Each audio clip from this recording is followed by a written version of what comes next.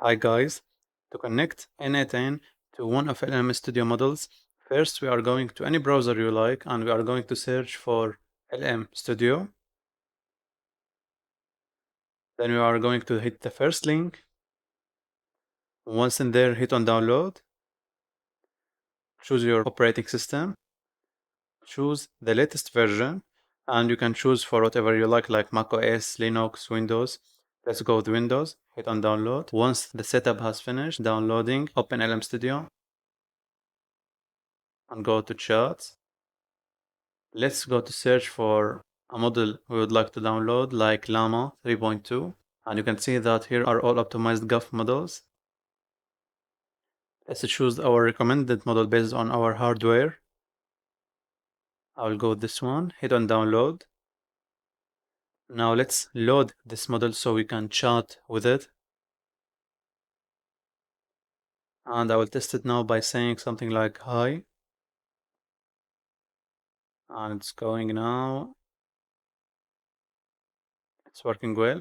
Great, now let's eject the model. So let's begin from the start. If we want to operate and run a server, so we can connect it to an n8n, let's choose our model again. Once loaded, turn on the server.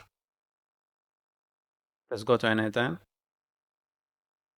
Search for on a chat message, and we will connect it to an AI agent.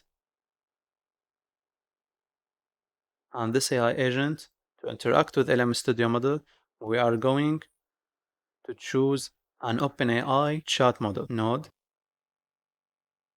And let's choose create a new credential. I will just call it LM Studio. Now for the API key, we are going to get it from LM Studio, which is the model API key. I'll go back to LM Studio and copy the API from here. Get back to n8n and paste it. Now for the base URL, we are going to copy this one and paste it just before the /v1